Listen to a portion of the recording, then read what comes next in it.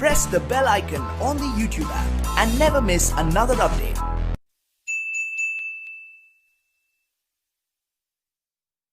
Welcome to my channel. तो ये मेरे वीडियो का सेकंड पार्ट है, जो कि मैंने वीडियो बनाया था मेटल एंड नॉन मेटल पर क्लास 8 का डीएवी का।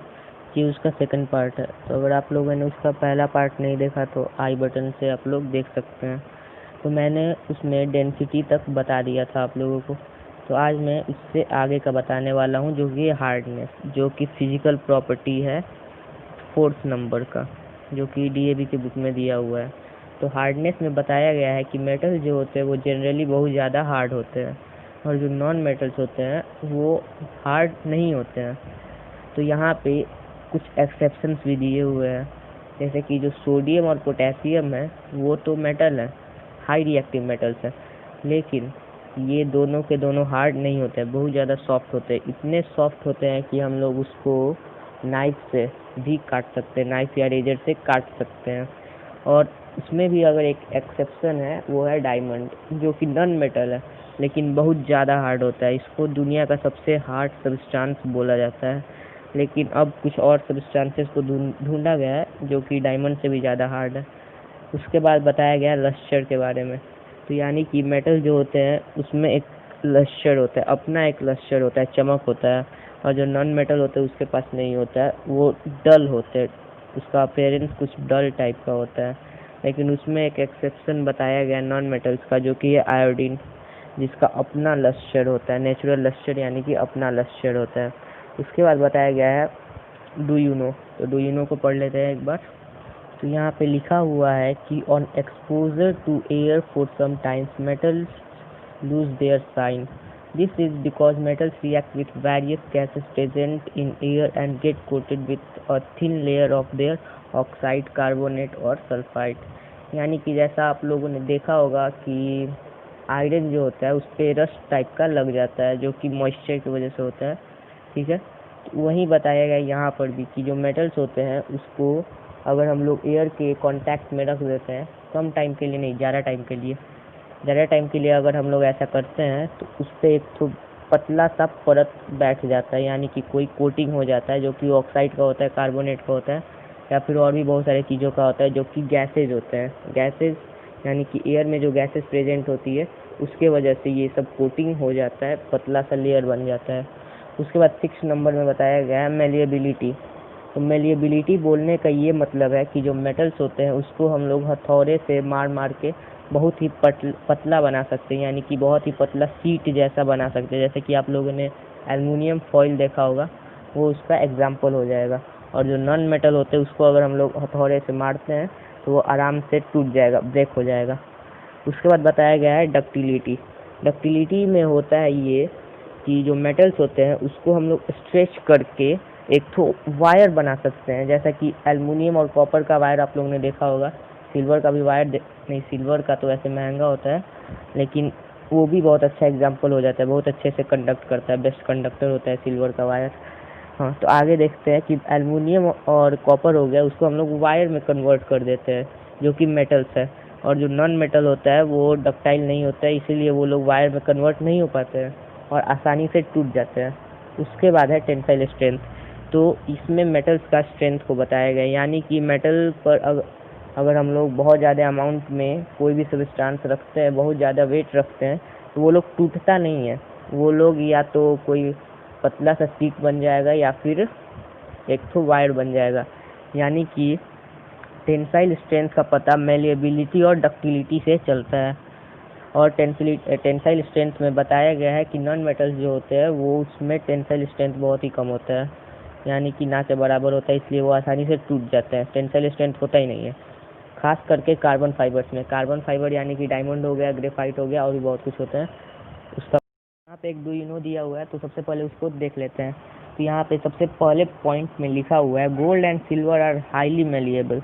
Gold can be converted into a foil which is only 2.0 into 10⁻⁻5 millimetre thick. यानी कि गोल्ड जो होता है और सिल्वर होता है वो हाईली मेलिएबल होता है। तो मेलिएबल का मतलब मैंने बताया था कि बहुत ही पतला शीट के फॉर्म में ला देते हैं हम लोग हैमर से मार मार के। ठीक है, तो यहाँ पे भी वही बताया गया है कि गोल्ड जो होता है उसको हम लोग हैमर से मार मार के या फिर और भी कई तरीके से हम लोग उसको पतला कर सकते हैं। और कितना पतला कर सकते हैं? 2.0 इंटू 10⁻⁻5 मिलीमीटर तक पतला कर सकते हैं। मतलब इतना तक पतला किए हैं हम लोग। और यहाँ पे सेकेंड पॉइंट में बताया गया है कि gold is the most ductile metal और 2 kilometre long wire can be drawn from only 1 gram of gold. यानी कि गोल्ड जो होता है वो बहुत ही ज़्यादा डक्टाइल मेटल होता है, सबसे ज़्यादा मेटल्स की कैटेगरी में डक्टाइल होता है। डक्टाइल यानी कि हम लोग वायर बना सकते हैं, बहुत ही पतला वायर बना सकते हैं उससे। तो यहाँ पे यही बताया गया कि अगर हम लोग 1 ग्राम गोल्ड लेते हैं तो उससे हम लोग 2 किलोमीटर तक का लंबा वायर बना सकते हैं। उसके बाद हम लोग को ये तो पढ़ लिए, उसके बाद हम लोग को पढ़ना है कंडक्टिविटी के बारे में। तो कंडक्टिविटी के बारे में बताया गया है कि कंडक्टिविटी बोलने का मतलब हो गया कि हम लोग इलेक्ट्रिसिटी को या फिर हीट एनर्जी को ट्रांसफ़र कर सकते हैं, उसको ही कंडक्टिविटी बोला जाता है। तो यहाँ पे भी 2 पार्ट में कंडक्टिविटी को बांटा गया है, जो कि है थर्मल कंडक्टिविटी और एक है इलेक्ट्रिकल कंडक्टिविटी। तो थर्मल कंडक्टिविटी बोलने का मतलब ये हुआ कि हम लोग हीट एनर्जी को एक प्लेस से दूसरे प्लेस तक ट्रांसफ़र कर सकते हैं। किसकी मदद से? कंडक्टर्स की मदद से। ठीक है, कंडक्टर वो सबस्टांसेस होते हैं जिसकी मदद से हम लोग हीट को कंडक्ट कर सकते हैं एक जगह से दूसरी जगह। और इलेक्ट्रिक कंडक्टिविटी यानी कि हम लोग इलेक्ट्रिक करेंट्स को एक जगह से दूसरी जगह कंडक्टर्स की मदद से ट्रांसफ़र कर सकते हैं। ठीक है, तो यहाँ यही बताया गया है कि जो मेटल्स होते हैं वो बहुत ही अच्छे कंडक्टर्स माने जाते हैं, दोनों चीज़ों का, थर्मल का भी और इलेक्ट्रिकल का भी। और जो नॉन मेटल्स होते हैं उनको बहुत ही ख़राब कंडक्टर्स माना जाता है। ख़राब कंडक्टर्स बोलने का ये मतलब हुआ कि इंसुलेटर्स माना जाता है। लेकिन यहाँ एक एक्सेप्शन आ जाता है जो कि है ग्रेफाइट, जो कि कार्बन से बना हुआ होता है और नॉन मेटल होता है। लेकिन ये बहुत ही अच्छे से इलेक्ट्रिसिटी को कंडक्ट कर पाता है, हीट को नहीं, इलेक्ट्रिसिटी को बहुत ही अच्छा कंडक्ट कर पाता है, जैसा कि आप लोगों ने पढ़ा ही होगा पिछले क्लासों में। तो यहाँ एक और डू यू नो दिया हुआ है, इसको भी पढ़ लेते हैं। Silver is the best conductor of heat and electricity followed by copper and aluminium. Among metals, mercury is the poorest conductor. यानी कि जो सिल्वर होता है वो बहुत ही अच्छा कंडक्टर माना जाता है, हीट का भी और इलेक्ट्रिसिटी का भी बेस्ट कंडक्टर माना जाता है सिल्वर। और उसके बाद सिल्वर के बाद देखा जाए तो हम लोग का आता है कॉपर और एल्युमिनियम, लेकिन सिल्वर का दाम बहुत ज़्यादा होता है। ठीक है, और उसके बाद बताया गया है कि मर्करी जो होता है मेटल, जिसको मैंने बताया था कि लिक्विड फॉर्म में होता है रूम टेम्परेचर पर, एक्सेप्शन में आता है, वो सबसे ख़राब कंडक्टर माना जाता है मेटल्स की कैटेगरी में। ठीक है, अब आगे देख लेते हैं क्या लिखा हुआ है। लास्ट ये बचा हुआ है हम लोग का फिजिकल प्रॉपर्टी में, तो ये है सोनोरोसिटी। यानी कि इसमें क्या होता है? इसमें होता है कि जो मेटल्स होता है उसके साथ हम लोग किसी भी चीज़ को मारते हैं उस पर, तो एक मेटालिक साउंड टाइप का आता है। ठीक है, यानी कि किसी भी चीज़ को हम लोग मेटल के साथ स्ट्राइक करेंगे तो एक मेटालिक साउंड आएगा, जिसको हम लोग सोनोरिसिटी बोलते हैं यहाँ पे। ठीक है, और जो ये मेटालिक साउंड होता है वो नॉन मेटल्स में नहीं आता है। ठीक है, और आगे यहाँ पे एक टेबल दिया हुआ है जो कि मैंने जो पिछले वीडियोज़ में और इसमें बताया हुआ है फिजिकल प्रॉपर्टीज़ के बारे में, वो सारे यहाँ पे समराइज करके दिया हुआ है। तो लास्ट में हम लोग को पढ़ना है मेटेलॉइड्स के बारे में। तो मेटेलॉइड्स वो होते हैं जिनका प्रॉपर्टी मेटल के तरह भी होता है और नॉन मेटल की तरह भी होता है, दोनों का कॉम्बाइंड प्रॉपर्टी होता है मेटेलॉइड्स के पास। यहाँ पे कुछ एग्जांपल्स दिए हुए जैसे सिलिकॉन हो गया, और आगे दिया हुआ है जर्मेनियम हो गया, आर्सेनिक हो गया, और भी बहुत कुछ इसके मेटेलॉइड्स के एग्जाम्पल हो जाते हैं। उसके बाद हम लोग को पढ़ना है केमिकल प्रॉपर्टीज़ के बारे में। तो हम लोगों ने क्या देखा फिजिकल प्रॉपर्टीज़ में कि जो मेटल्स होते हैं और नॉन मेटल्स होते हैं उसमें बहुत सारी सिमिलैरिटीज़ आ जा रही थी, लेकिन केमिकल प्रॉपर्टीज़ में ये सिमिलैरिटीज़ नहीं आएंगी। ठीक है, तो सबसे पहले यहाँ पे बताया गया है रिएक्शन विथ ऑक्सीजन। यहाँ पे पहला एक्सरसाइज में देख लेते हैं, मतलब पहली एक्टिविटी में देख लेते हैं कि क्या बताया गया है। पहली एक्टिविटी में आप लोग देख सकते हैं केमिकल प्रॉपर्टीज़ का। तो यहाँ पे मैग्नीशियम रिबन लिया हुआ है और उसको हम लोग ऑक्सीजन के कांटेक्ट में बर्न कर रहे हैं, यानी कि जला रहे हैं। तो जब ये ऑक्सीजन के कांटेक्ट में बर्न हो रहा है, जल रहा है, तो ये एक वाइट पाउडर टाइप का दे रहा है, मतलब कि उसका प्रोडक्ट क्या निकल रहा है, एक वाइट पाउडर निकल रहा है, जिसको हम लोग क्या बोल रहे हैं, मैग्नीशियम ऑक्साइड बोल रहे हैं। तो इसको ही आगे क्या करना है, मैग्नीशियम ऑक्साइड को पानी में घोल देना है, यानी कि पानी में उसको डाल देना है। और उसके बाद हम लोग को लिटमस पेपर लेना है और चेक करना है कि कौन सा कलर आता है। तो यहाँ पे अगर आप लोग देखेंगे, यानी कि रेड कलर है, तो वो अगर ब्लू में चेंज हो गया तो इसका मतलब आपको क्या पता चला कि ये बेसिक है। इससे हम लोग ये समझ सकते हैं कि अगर किसी मेटल को हम लोग ऑक्सीजन के साथ रिएक्ट करवाते हैं तो वो हमेशा बेसिक देगा, यानी कि वो बेसिक नेचर का होगा, कभी भी एसिडिक नेचर का नहीं होगा। ठीक है, यहाँ पे कुछ बेसिक नेचर के मेटल्स दिए हुए हैं, जैसे कि पोटेशियम हो गया, सोडियम हो गया और कैल्शियम हो गया, जो कि बहुत ही हाई रिएक्टिव मेटल्स होते हैं।